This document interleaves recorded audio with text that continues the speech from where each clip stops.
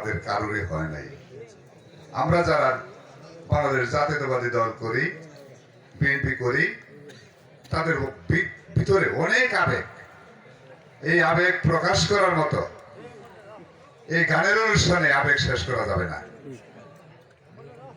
আমি শুধু একটি কথা বলবো, আপনারা বিগত সরকারের 14 সনে ভোট হয়েছে, 54 জন এমপি বিনা ভোটে পাশ করেছিল, আপনারা সকলে জানেন।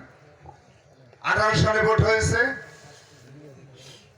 সেটা রাতে ভোট হয়েছে, দিনে ভোটের সুযোগ নাই। আবার আপনারা দেখেন এই 24 সনে যে ভোটটা হলো, আমি আর তুমি, আমরা আওয়ামী লীগ মামাতো ভাই খালাতো ভাই, তারাই ভোট করেছে। বাংলার মাটিতে কেউ শান্তিভাবে এই 14 বছরের মধ্যে সততাভাবে ভোট দিতে পারে নাই, যার ভোট দিতে পারে নাই। আমার পূর্ব বক্তা আমার বিএনপি নেতারা অনেকেই বলেছেন ভোট রাতে হয়েছে, মৃত ব্যক্তির ভোট হয়েছে। আপনারা সকলেই জানেন এগুলা মামার বাড়ির গল্পের মতো। আমরা যদি এখানে বলি, আপনারা প্রত্যক্ষদর্শী।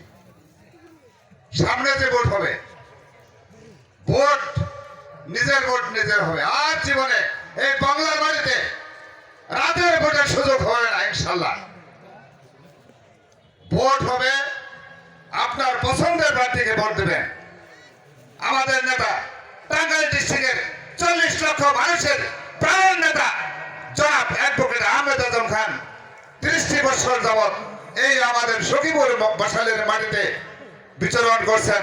তার ব্যাপারে সকলেই জানেন।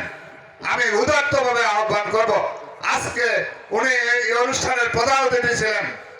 তার বিভাগীয় প্রোগ্রামের কারণে দলের নির্দেশে আজকে চিটাগাং বিভাগের তৃণমূল পর্যায়ের বিএনপির কমিটি গঠন করার জন্য উনি চট্টগ্রাম আছেন, যার কারণে আজকে আসতে পারেন নাই। ওনার প্রতিনিধি হিসাবে আমাদের পাঠিয়েছেন। এবং আজকের উদ্বোধক আমার শ্রদ্ধেয় নেতা অ্যাডভোকেট আমাদের সাধারণ সাধু সাহেব, চেয়ারম্যান, কাকরাজানের সাবেক চেয়ারম্যান, আমাদের দলের সভাপতি, উনি ছিলেন উদ্বোধক। উনিও আসতে পারেন নাই, ওনারও শারীরিক অসুস্থতার কারণে। ওনার জন্য দোয়া চেয়ে আমার নেতা অ্যাডভোকেট আহমেদ আজম খানের জন্য একটি করে ভোট ভিক্ষা চেয়ে আজকে আমার ভাইয়ের এই উরস মহাবিলে আমি সকলকে আহ্বান রেখে আমার সংক্ষিপ্ত বক্তব্য শেষ করছি। ধন্যবাদ সকলকে। আসসালামু আলাইকুম।